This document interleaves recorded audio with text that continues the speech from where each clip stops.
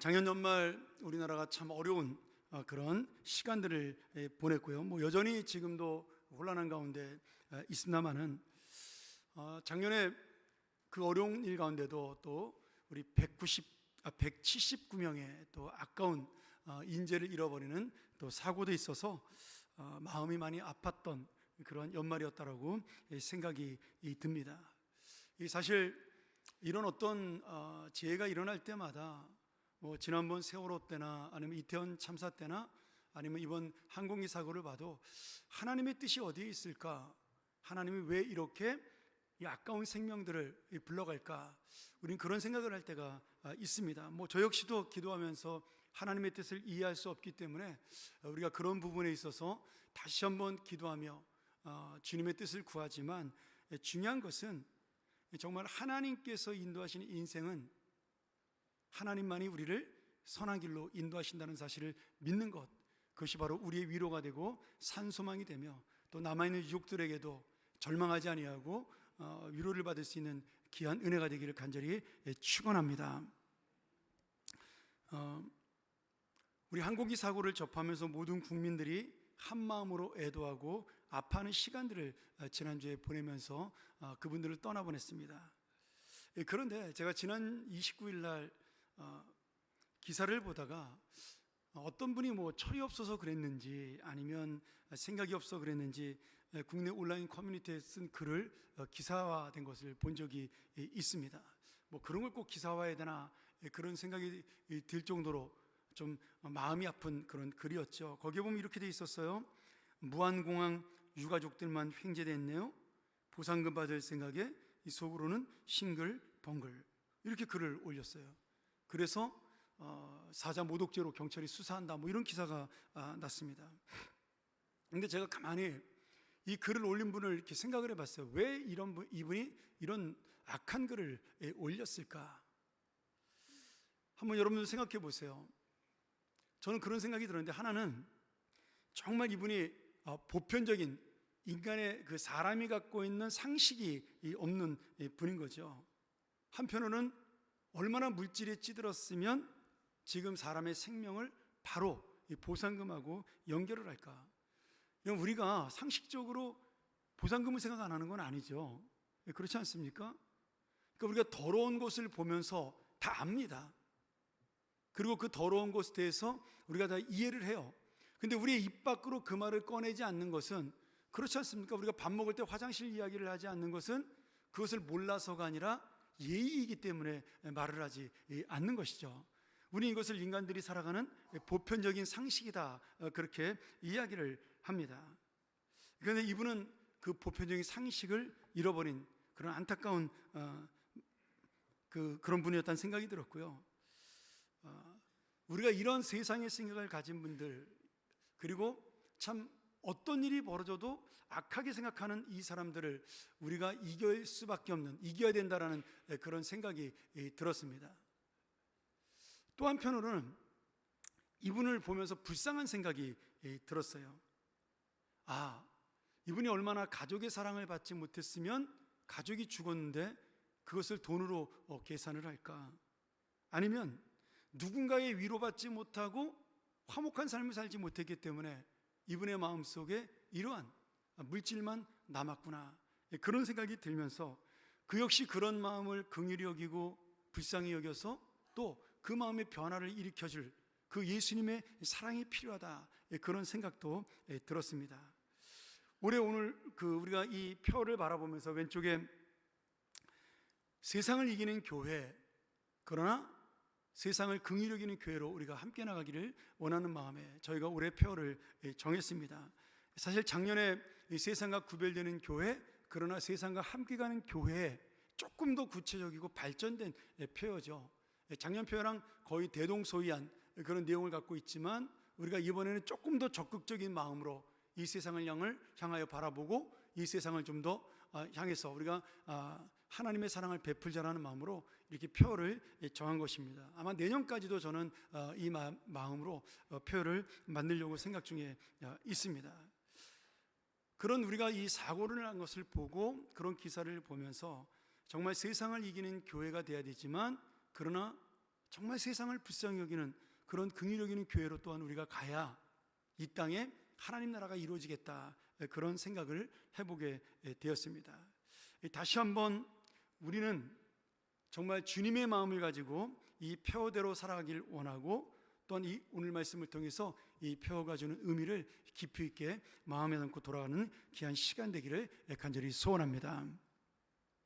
우리가 읽었던 유다서는 사실 성경에서 설교하기 쉽지 않은, 그리고 또 여러분 듣기 힘든 그러한 말씀입니다. 아마 우리 평생 동안 신앙생활에서도 유다서 본문을 가지고 대예배 설교를 들은 분 그렇게 많지 않을 거예요. 저도 목회하면서 지금 유다서 설교를 딱 2번 해봤거든요. 그러니까 유다서는 평상시에 설교 듣기가 쉽지 않은 그런 내용으로 구성이 되어 있다, 이렇게 볼 수가 있습니다. 유다서는 한 장짜리 짧은 성경입니다. 25절로 이루어져 있고요, 456개의 단어로 구성이 되어 있는 그런 아주 짧은 말씀입니다. 그런데 그 안에 담겨있는 진리에 대한 의미는 굉장히 내용이 깊이가 있습니다. 이 유다서를 쓴 유다 선생님은 성경에, 그 신약 성경에 유다라는 이름이 8명이 나옵니다. 마가복음 3장에, 마가복음 6장에, 누가복음 3장에, 누가복음 6장에, 사도행전 5장에, 사도행전 9장에, 사도행전 15장에, 이렇게 8번의 다른 유다가 나오지만 그 유다 중에서 여기에 나온 유다는 마태복음 13장 55절에 나오는 예수님의 막내 동생, 친동생인 유다다, 우리 이렇게 생각을 합니다. 성경에 보면 예수님의 동생 중 또 한 사람이 성경을 썼죠. 그게 누군가요? 야고보 아닙니까? 야고보도 예수님의 동생인데 그 성경을 쓰신 분이죠. 예수님의 제자 중에도 야고보가 있고 유다가 있습니다. 그렇지만 그 유다와는 다른, 또 그 야고보와는 다른 예수님의 동생 야고보고 예수님의 동생 유다다, 이렇게 보셔야 할 것 같습니다. 원래 야고보와 유다는 예수님을 하나님의 아들로 메시아로 구세주로 믿지 않았습니다. 오히려 맏형 장남인 예수님이 가족을 돌보지 않고 하나님의 사역을 위해 집을 떠나버리잖아요. 그것 때문에 그 형에 대한 미움과 원망을 가지고 있었어요. 그러니 예수님이 나가서 기적을 일으키고 하나님 말씀을 전하고 사람들이 막 따라다니는 소식을 들을 때 기뻐하고 좋아한 것이 아니라 굉장히 형에 대한 원망이 컸었고 오히려 분노가 있었습니다. 예수님이 고향 땅에서 환영받지 못한다는 의미 중에 하나가 뭐냐면 가족들이 예수님을 믿지 않아서 예수님의 마음을 힘들게 했기 때문에 그런 내용도 담겨져 있는 것이죠. 그러다가 이 유다하고 야고보가 예수님이 죽은 다음, 십자가에서 죽은 다음 3일 뒤에 부활하신 예수님의 부활한 실체를 보고 우리 형님을 넘어서 하나님의 아들이었구나, 구세주 메시아였구나, 이 사실을 깨닫게 되고 전폭적으로 예수님을 복음을 받아들이고 믿게 됩니다. 그러면서 오순절 성령 강림에서 은혜를 받고 그들이 초대교회 예루살렘 교회의 리더로 성장을 하면서 사도 베드로나 요한과 더불어 야고보 사도는 일찍 순교를 하지 않습니까? 그래서 예루살렘 교회 리더로서 성장을 하고 교회를 가르치게 됩니다. 그러면서 여러 교회들에게 이제 가르침을 주는 것 중에 하나가 뭐였냐면 바로 이 유다서의 내용을 기록한 것이죠. 그 유다서나 야고보서나 공통점이 뭐냐면 예수를 오래 믿은 사람들에게 주신 말씀이에요. 초신자에게 주는 말씀이 아니라 우리가 그렇게 기억을 하면서 이 유다서 말씀을 살펴봤으면 좋겠습니다. 유다서는 그 초대교회 당시에 예수님이 이제 승천하신 다음에 교회가 막 부흥을 해서 각 지역으로 하나님의 교회들이 세워지기 시작을 했습니다. 이제 그 중에 가장 큰 영향을 끼친 사람은 사도 바울이었죠. 문제는 이 교회들이 성장하면서 바른 진리가 들어간 교회도 있었지만 그 당시에 헬라 철학으로 유행했던 영지주의 이단, 이제 도케티즘이라고 부르는 영지주의 이단과 또 율법주의 이단들이 교회에 같이 들어오게 되었습니다. 율법주의 이단은 뭐냐면 우리가 할례를 받지 아니하면 구원받을 수 없다라고 유대인의 율법을 지키라고 말하는 유대교도들이 만든 이단이죠. 그들이 예수를 믿으면서도 율법을 지켜야 된다고, 구원이 있다라고 그렇게 말했던 이단이고, 그 초대교회를 가장 괴롭혔던 이단은 영지주의 이단이라는 이단이었습니다. 이 사람들의 정확한 신학은 이런 거예요. 예수님은 이 땅에 육신으로 오신 것이 아니라 영혼만 오신 것이다. 여러분, 그러면 어떻게 되죠? 예수님이 영혼만 이 땅에 왔으면 십자가에 육신이 죽으신 것이 아니잖아요.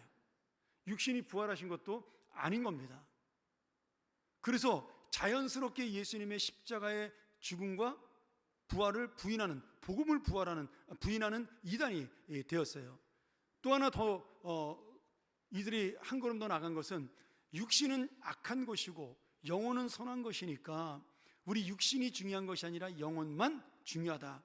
그래서 우리가 육신으로 짓는 죄악은 죄가 아니다. 영혼은 책임질 필요가 없다. 그러니 죄를 져도 괜찮다라고 가르친 겁니다. 이게 나중에는 뭐로 나가냐면 율법 폐기론으로 나가게 돼요. 이제 안티 노미널리즘이라는 율법 폐기론으로 발전을 해서 율법을 지키지도 않아야 된다는 이단이 된 것이죠. 여러분, 이게 참 사람들이 어떤 이런 말도 안 되는 이야기에 귀를 기울일까 생각을 할 수 있지만 그렇지 않습니다. 지금 뭐 이단은 안 그런가요?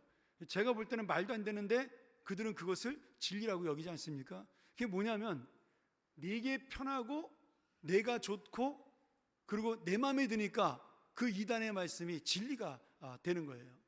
한번 생각해 보세요. 영혼만 중요하고 육신은 중요하지 않으니까 내가 어떤 죄를 지어도 간음을 하든 아니면 도둑질을 하든 그것이 죄가 되지 않는다 그러면 얼마나 예수 믿기가 편하겠어요. 여러분, 예수 믿으면서 제일 힘든 게 뭐예요? 하나님 말씀대로 사는 거잖아요. 그리고 말씀대로 살지 못하면 교회 와서 하나님 앞에 눈물을 흘리며 회개하는 게 그게 쉽지 않은 일입니다. 제가 예전에 그 어린 시절에 그 꼬맹이가 무슨 죄를 이렇게 많이 지었겠어요. 그런데 목사님이 저를 데리고 기도원에 올라갈 때마다 산꼭대기에 같이 데리고 올라가서 제가 그 도봉산 제일기도원에 자주 갔었습니다. 근데 일주일 동안에 지은 죄를 회개하면요, 회개 기도할 때가 너무 힘들어요. 막 옆구리가 끊어질 것처럼 아파요. 그래서 그때마다 깨닫는 거죠. 죄 지면 안 되겠다. 여러분, 예수 믿는 사람은 죄에 대해서 민감해야 됩니다. 이 세상이 말하는 죄보다 하나님이 말씀하시는 죄, 거기에 대해서 민감해야 진정한 그리스도인으로 살아갈 수가 있는 것이죠. 지금 우리 이단 중에 구원파라는 이단이 있습니다. 뭐 신천지는 제가 수준이 낮아서 그런 이단들은 뭐 제가 교리를 설명할 필요도 없고요. 저질입니다, 그런 이단들은. 근데 이 구원파는 복음이 우리랑 거의 비슷해요. 그래서 속아 넘어가기가 굉장히 쉽습니다. 우리가 이제 지방 다니다 보면 이제 기쁜 소식 교회 뭐 이런 기쁜 자가 들어가는 교회들이 있습니다. 뭐 기쁜 복음 뭐 이런 교회들이 이제 이단 그 구원파에 속한 교회들인데, 그 구원파의 가장 큰 교리 중에 하나가 뭐냐면 예수님을 믿으면 과거의 죄와 현재의 죄와 미래의 죄를 모두 다 사해 주신다. 이런 교리를 가르쳐요. 여러분, 맞습니까? 틀립니까? 맞죠? 맞아요. 예수님을 믿으면 과거의 죄와 현재의 죄와 미래의 모든 죄를 사하셔요. 우리는 죄인이기 때문에 예수님 믿어도 죄를 지을 수밖에 없으니까 미래의 죄까지 예수님이 사해 주십니다. 근데 문제는 뭐냐면 그렇기 때문에 죄를 지어도 괜찮다라고 생각을 하게 만드는 거예요. 대놓고 목사님이 죄를 지어도 괜찮습니다 이렇게 설교하진 않지만 은연중에 우리가 죄를 짓는 것은 문제가 되지 않는다라고 가르쳐요. 여러분, 그래서 이단에 빠진 사람들은요 거의 도덕적이지 않습니다. 그리고 특징이 또 뭐가 있냐면 공동체를 생각하지 않아요. 가족을 버리고 그리고 교회를 버리고 내가 속해 있는 그 사회를 버리고 떠나는 것이 이단의 특징이에요. 왜요? 그 속에 있으면 내가 지켜야 될 것이 많습니다. 가족관계가 그렇잖아요. 여러분, 사이가 좋은 가족관계도 있지만 가족관계라는 게 얽히고 설키고 지지고 볶고 힘든 것도 많지 않습니까? 식구가 많을수록 좋은 점도 많이 있지만 뭐 결혼한 형제자매들 간에 아니면 뭐 작은 아버지 큰 아버지 뭐 삼촌들 간에 우리 문제들을 많이 갖고 있는 그런 가족들이 많잖아요. 근데 이단은 그 모든 가족관계를 끊어버리고 자기네 공동체로 들어오라는 거예요. 그러면 얼마나 편해요. 그리고 이 공동체 안에 들어오면 이해관계가 없어요. 나한테 무슨 해를 끼치거나 내 재산을 뺏어가거나 그런 사람이 있는 게 아니잖아요. 물론 재산을 바치라고 하긴 하지만, 그러니까 그렇게 만나는 교회 사람들하고 자기네 이단 사람들하고 싸울 일이 없잖아요. 그러니 행복한 거예요. 여러분, 근데 예수님께서는 그 얽히고 설핀 인간관계, 지지고 볶는 우리 가족관계 속에서 우리가 희생하고 헌신함으로 거기서 신앙의 가장이 되고 복음의 빛이 되기를 원하시는 겁니다. 그렇지 않습니까? 누군들 병든 부모님을 모시고 싶고, 누군들 가족을 내가 돌보고 싶고, 왜 나만 힘든 일을 그렇게 하고 싶겠어요?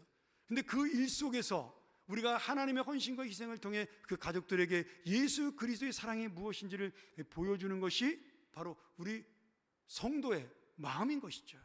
그게 믿음인 겁니다. 그래서 힘들어도 하는 것이고, 그것이 힘들어도 보람이고 기쁨이 되고 의미가 되는 것이에요. 뭐 가끔은 그것 때문에 짜증이 나기도 하고 화가 나기도 하고 답답하지만, 그럼에도 그 안에 그렇게 살아가는 사람들에겐 반드시 하나님의 복이 있는 것이죠. 그런데 이단들은 이걸 다 무시해버려요. 나만 좋으면 되는 거예요. 그러니까 너무 신앙생활이 편한 거죠. 그래서 이단으로 빠지는 겁니다. 여러분, 교리 때문에 빠진다? 아니에요. 처음에는 그럴 수 있어요. 나중에는요, 그게 좋은 거예요. 그 단체가 좋은 거예요. 거기서 사는 게 편한 겁니다. 오늘 여러분, 그래서 정말 우리가 이단은 아니지만 우리도 이 말씀을 놓치게 되면 이단처럼 살아갈 수가 있다라는 거죠. 오늘 유다는 이런 이단들에게 악한 그 행동을 멈추지 않으면 마지막 예수 그리스도가 심판하시고 재림하시는 그날에 너희들은 반드시 하나님의 심판을 받을 것이다라는 경고를 이 말씀 속에 하고 있어요. 그리고 우리 성도들에게는 그 세상, 자기만 편하려고 하는 이 세상을 바라보지 말고 믿음을 굳게 지켜라. 혹시라도 마음이 연약하여 이 믿음에서 떠난 자들, 아니면 이 믿음대로 살지 못하는 그런 답답한 성도들, 그런 모든 사람들도 다시 한번 하나님의 거룩한 믿음 속으로 들어와라. 이렇게 권면하는 책이 바로 유다서의 말씀이에요. 그 중에 우리가 읽은 말씀이 이 유다서의 가장 핵심되는 20절과 21절이 유다서 전체의 주제 구절이기도 한 것입니다. 오늘 이 말씀을 통해서 올해 우리 교회 표현, 다시 한번 세상을 이기는 교회, 그러나 세상을 긍휼히 이기는 교회에 대한 의미를 다시 찾는 귀한 시간이 되기를 축원합니다. 첫 번째로 우리가 세상을 이기는 교회와 성도가 되어야 하는 것이죠.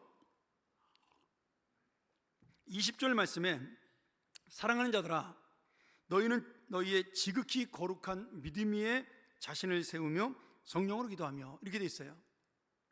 우리가 20절과 21절에는 보면은 네 가지의 중요한 단어가 나오는데, 그것이 뭐냐면 거룩한 믿음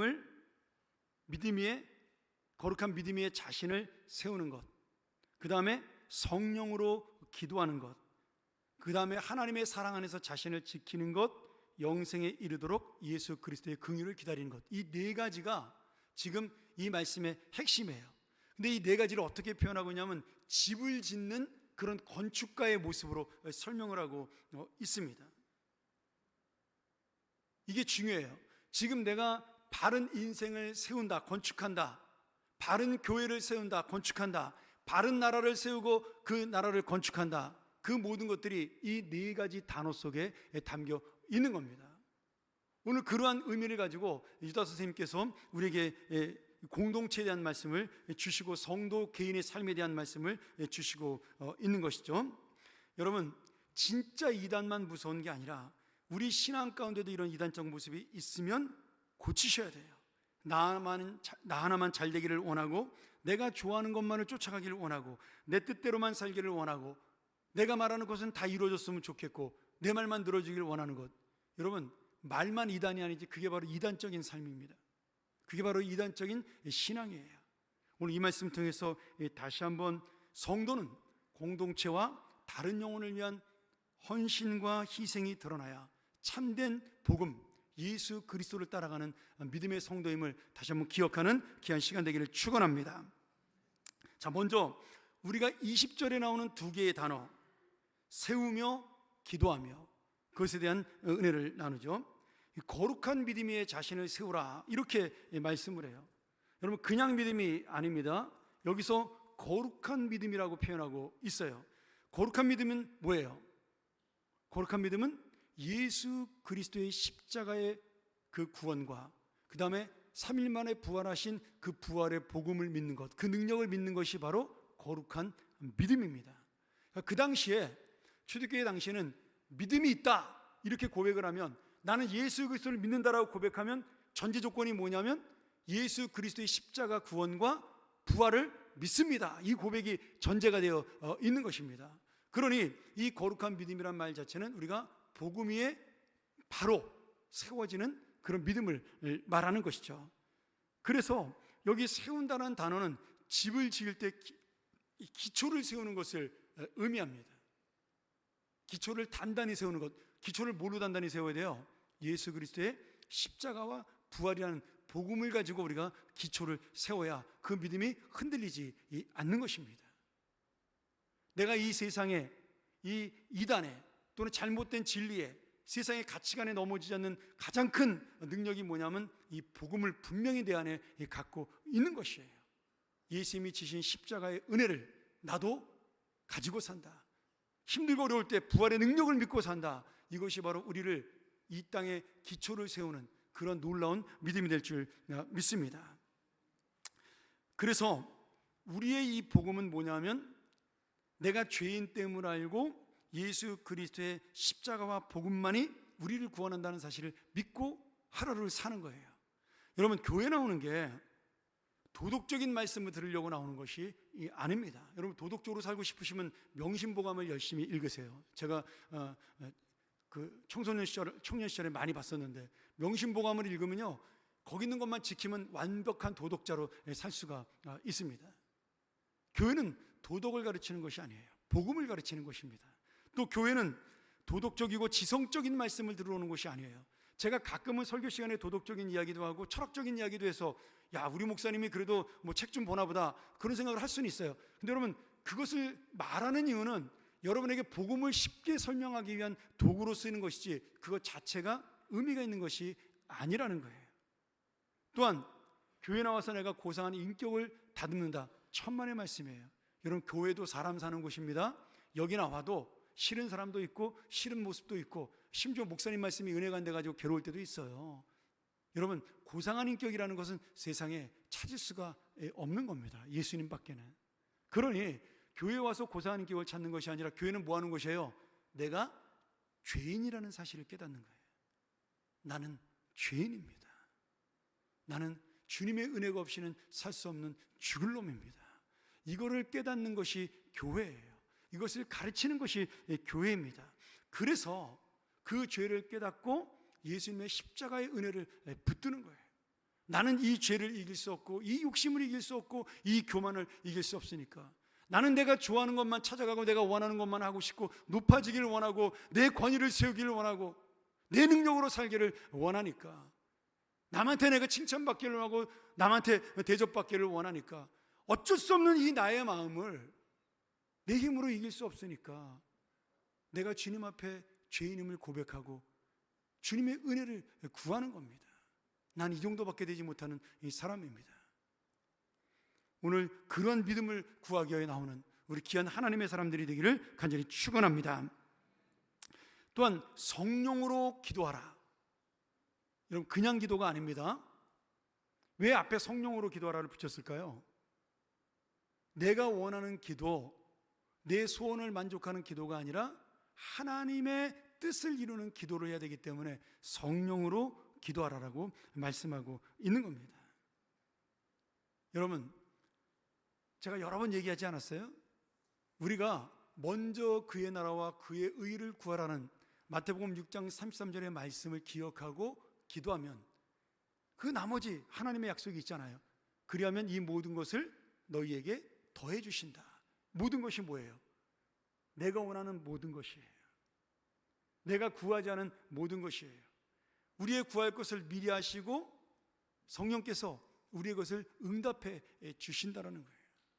여러분, 이 나라와 이 민족을 위해서 간절히 기도하셔야 해요. 그게 여러분의 자손이 사는 길입니다. 나라와 민족을 위하여 자손이 산다? 여러분, 그렇게 기도하는 자만이 여러분의 자손을 복받는 나라로 만들 수가 있는 것이에요. 이 교회를 위해서 간절히 기도하세요. 여러분들의 후손들이 복을 받는 인생이 될 것입니다. 바른 진리로 서는 교회가 되길 위해 기도하고, 우리가 그렇게 쓴다면 거기에서 교육받은 사람들은요, 당연히 하나님의 진리 가운데서는 믿음의 사람이 되고 복을 받는 것이죠. 여러분, 아프고 힘든 사람들 위해서 기도해 주세요. 하나님의 위로를 달라고 여러분이 간구하셔요. 그러면 그 내가 했던 기도의 그 간구와 위로가 나에게도 똑같이 주님의 위로로 다가올 줄 믿습니다. 그게 기도의 법칙이에요. 제가 이렇게 보면 다 그런 건 아니지만, 제가 유학할 때 우리 목사님들이 이렇게 쭉 친하게 지냈던 목사님들 이제 다들 나이들이 들었지 않습니까? 애들이 이제 전부 결혼하고 직장 생활하고 이제 연락들을 하다 보면 뭐 이렇게 청첩장이 수도 없이 날라와요. 근데 그 아이들 초등학교 때 3, 4살 때 우리가 봤던 아이들이 다 잘 자라서 한국에 와서 잘 사는 아이들도 있고 미국에서 잘 사는 아이들도 참 많아요. 근데 거의 다는 다는 아니지만 거의 다가 전부 다 이렇게 복 받는, 저희가 볼 때 인간적으로 볼 때도 참 괜찮게 산다, 이런 아이들이 우리 목사들의 자녀들이에요. 근데 제가 왜 그럴 거를 한번 생각해 본 적이 있어요. 사실 저도 우리 아이들을 위해서 거의 기도하지 않습니다. 왜냐하면 여러분들이 기도를 많이 해주시니까 나까지 뭐 기도 안 해도 되겠다, 그런 생각이 들어요. 근데 목사의 그 가장 큰 은사 중에 하나가 뭐예요? 가장 큰 은혜 중에 하나가 새벽마다 교인들을 위해서 기도하는 거잖아요. 아프신 분들을 위해서 기도하고 교회를 위해 기도하고. 그러니까 하나님이 나머지 기도는 그냥 들어주시는 것 같아요. 뭐 이것을 100%냐 뭐 그렇게는 말을 못하겠습니다만은, 제가 본 대부분의 목사님들은 그런 것 같아요. 모르겠습니다. 우리 아이들도 좀 더 커봐야 되겠지만 아직은 뭐 이제 사회 초년병들이니까. 그런데 제 안에는 그 확신은 있어요. 내가 베풀지 못한 사랑, 내가 나누지 못한 사랑, 그 아이들이 원했지만 해주지 못했던 것들, 저는 하나님께서 더 좋은 곳으로 채우신다라는 믿음으로 저는 삽니다. 오늘 여러분의 자녀들도 그런 은혜가 있기를 간절히 축원합니다. 네. 여러분 꼭 성령으로 기도하십시오. 하나님이 나머지의 것은 책임져 주실 줄 믿습니다. 우리가 이 세상을 바라보면서 정말 죄악되고 잘못된 신앙을 가진 사람들, 교만한 사람들, 그 이단의 가르침, 이들은 절대로 주님의 뜻을, 공동체 유익을 위해서 기도하지 않아요. 여러분, 이단들이 나라를 생각하는 거 보셨어요? 아니에요. 오히려 나라를 해를 끼쳐도 자기들이 원하는 것을 하죠. 이들은 자신의 욕심과 만족에 살기 때문에, 열심을 내기 때문에 항상 공동체를 세우는 자가 아니라 파괴하는 자가 됩니다. 근데 우리 개인의 마음도 한번 생각을 해보세요. 나로 인하여 이 공동체가 지금 세움을 받고 있는가? 나로 인하여 이 공동체가 유익이 되는가? 내가 가는 그 자리에 많은 사람들이 즐거움과 기쁨이 있는가? 답은 당연한 것입니다. 사랑하는 여러분, 2025년 새해 다시 한번 믿음의 본질인 이 복음의 말씀과 성령의 기도로 나아가 이 세상을 이기는 믿음의 자녀가 되기를 간절히 축원합니다. 두 번째로, 우리가 그러나 이 거룩한 믿음과 기도로 세상을 이겨야 되지만 또 한편으로 세상을 긍휼히 여기는 성도로 나아가야 합니다. 21절 말씀 이렇게 되어 있어요. 하나님의 사랑 안에서 자신을 지키며 영생에 이르도록 우리 주 예수 그리스도의 긍휼을 기다리라. 여기 세상을 이긴 성도가 세상을 긍휼히 여기는 믿음으로 나아갈 수 있는 두 가지의 또한 단어를 말씀합니다. 하나는 뭐예요? 자신을 지켜라. 뭘로? 하나님의 사랑 안에서. 또 하나는 예수 그리스도의 긍휼을 기다려라. 완전한 긍휼입니다. 여러분, 먼저 지키라는 말씀을 보죠. 아까 제가 이 네 가지의 단어, 거룩한 믿음, 그리고 성령 안에서 하는 기도, 오늘 그리고 말씀드린 지키라와 또 긍휼을 기다리라는 이것이 집을 짓는 것이라고 말씀을 했어요. 아까 이야기한 그 복음이 기초를 세우는 것이라면 성령으로 기도하는 것은 기둥을 세우는 것입니다. 그 다음에 이 지키라는 것은 집을 세우는 것에 비유한다면 적군이나 짐승이 침범하지 못하도록 믿음의 울타리를 단단하게 치는 것을 의미해요. 근데 우리가 이 믿음의 울타리를 내 마음대로 내 뜻대로 할 수가 있나요? 우리 시편 127편에 여러분 자주 제가 신방 가서 전하는 말씀이잖아요. 우리가 집을 세우려도 하나님께서 도와주지 않으면 어떻게 돼요? 건축자의 수고가 헛되다고 말씀하지 않습니까? 내가 성을 지켜도 하나님이 지켜주지 않으면 파수꾼에 깨어있으면 헛되다. 우리가 시편 127편 말씀을 통해서 알 수가 있잖아요. 내가 세우는 울타리는 무너질 수밖에 없는 울타리고 내가 세우는 모든 기둥들은 무너질 수밖에 없는 거예요. 그래서 오늘 말씀에 뭐라고 되어 있어요? 하나님의 사랑 안에, 여기 이 하나님의 사랑이라는 것은 보호하는 은혜, 돌봐주시는 은혜를 말씀하고 있는 것입니다. 그 울타리를 치는 것, 하나님의 사랑 안에 내가 울타리를 치는 것이야말로 무너지지 않는 집을 세우는 것이죠. 오늘 여러분, 우리가 올해도 넘어지고 쓰러지는 일을 만날 수가 있어요. 아니, 지금도 그런 어려움 속에 있는 분도 계실 겁니다. 그런데 내가 낙심하지 않는 건 어떤 이유였어요? 하나님이 그 울타리 가운데 나를 보호하셔서 힘들고 어렵지만 그 문제를 해결해 주는 날이 올 것을 믿는 거예요. 그런데 내가 이 울타리를 놓치는 순간 자꾸 그 울타리 밖으로 나가려고 그래요. 그래서 세상적인 방법으로 해결하려고 그러고 세상적인 지혜를 쓰려고 그러고 그러다가 사실은 더 큰 문제를 만나게 되는 것입니다. 오늘 여러분, 우리가 끝까지 우리를 인도하고 돌보시며 무너지지 않는 울타리를 쳐주며 우리를 보호해주시는 그 하나님, 그 주님의 사랑이 오늘 여러분을 다시 한번 일으켜주는 놀라운 은혜가 되기를 간절히 축원합니다. 마지막으로 한 가지만 더 말씀드리죠. 긍휼을 기다려라. 긍휼을, 누구의 긍휼이요? 예수 그리스도의 긍휼, 예수 그리스도의 자비하신 사랑을 기다리라는 거죠. 여러분, 예수 그리스도의 긍휼은 우리를 위하여 죽기까지 사랑해 주신 그 긍휼을 말씀하는 겁니다. 예수 그리스도의 긍휼을 집을 짓는 것에 비유한다면 이거는 마지막 완성인 지붕을 덮는 것이에요. 그리고 거룩한 믿음으로 터를 닦고 성령의 기도로 기둥을 세우고 그리고 울타리를 쳐서 이제 적이 침범하지 못하도록 막는다면 마지막으로 지붕을 덮어서 우리를 보호하는 완전한 인생의 집을 세우는 것입니다. 제가 어렸을 때 제가 고등학교 들어갔을 때인가요? 우리 큰이모가, 돌아가신 큰이모가 저희 집에 오셔가지고 저를 앉혀놓고 용돈을 주면서 그런 말씀을 하셨어요. 야, 석형아, 너 이제 16살, 그때 뭐 16살이었으니까 16살이 됐으니 옛날 같으면 장가갈 나이다. 그러시면서 니네 집안에 어른이 없잖냐, 아버지도 안 계시고 네가 유일하게 남자 하나 있는데 이제부터 네가 집안의 가장이고 그리고 지붕이 되고 울타리가 되어야 된다. 그러면서 지붕이 뭔지를 설명하시더라고요. 아버지가 없는 가정은 지붕이 없는 가정이야. 그런데 네가 이제부터 지붕이 돼서 엄마도 돌보고 누나들도 돌봐라. 어린 제가 그 말을 잘 이해하지 못했어요. 그러나 무지하게 부담은 되더라고요. 와. 근데 저는 지금까지 그 말씀을 잊지는 않는 것 같아요. 그래서 뭐 제가 아들이 하나밖에 없었기 때문에 저희 누나들도 마찬가지고 그렇게 해서 우리 집안의 가장으로 제가 역할을 하려고 노력은 하고 있습니다. 근데 여러분, 이 지붕을 덮는다는 말이 무슨 말일까요? 지붕이 없으면 어떻게 돼요? 집안이 뭔가 허전하잖아요. 차가운 바람이 불어오면, 뜨거운 햇볕이 들어오면 막을 수 없는 게 지붕이 없는 집입니다.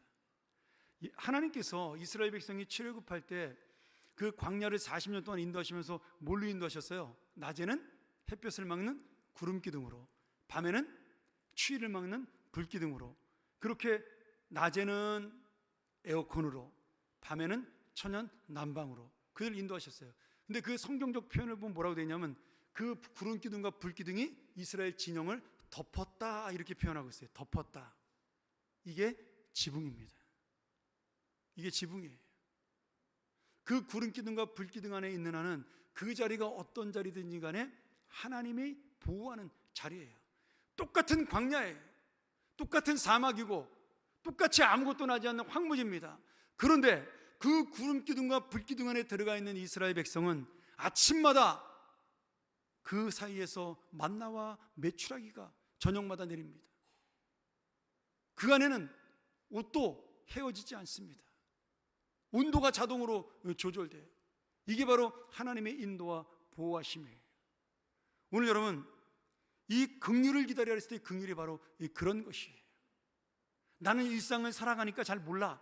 그것이 정말 은혜인지, 이렇게 내가 건강하게 살아가는 것, 하루하루를 이렇게 내가 하루하루 걱정 없이 살아가고 문제 없이 살아가는 것이 당연한 걸로 착각하고 있어요. 이스라엘 백성이 그랬죠. 40년 동안 맨날 만나고 메추라기 먹으니까 그것을 당연한 걸로 알았어요. 매일같이 구름기둥 불기둥이 덮어주니까 이렇게 날씨가 좋은 것이 당연한 줄 알았어요. 여러분, 아니잖아요. 그게 매일같이 만나는 기적이잖아요. 우리 오늘 눈 와가지고 벌써 교인들 거의 한 100여 명 가까이 오늘 줄었지 않습니까? 보니까 우리 아이 가진 젊은 부모들이 많이 안 나왔어요. 요새 젊은 친구들은 이런 믿음이 약해요. 너무 아쉬워요. 여러분 보세요. 우리가 이렇게 눈만 좀 와도 우리 인생이 확 바뀌잖아요. 그런데 그냥 하루하루 살아가는 것이 문제가 없다고 해서 당연한 걸로 생각하는 것은, 여러분, 그게 바로 교만이에요. 사실은 내가 오늘 하루를 살아가는 것이 이게 기적이고 은혜인 것입니다. 아무 문제 없이 오늘도 하룻밤 잠을 잘 수 있는 것이, 여러분, 그것이 바로 주님이 주시는 은총이에요. 그게 긍휼입니다. 오늘 그게 바로 지붕처럼 우리를 덮어주시는 하나님의 사랑이에요. 그렇다고 해서 가끔 이 지붕에 구멍이 나서 물이 셀 때도 있고, 창문이 깨져서 그쪽으로 햇볕이 들어와 뜨거울 수도 있는 것이죠. 그런데도 예수 그리스도의 그 긍휼하심, 우리를 향한 사랑과 그 불쌍히 여기는 마음은 끝까지 함께 주신다는 거예요.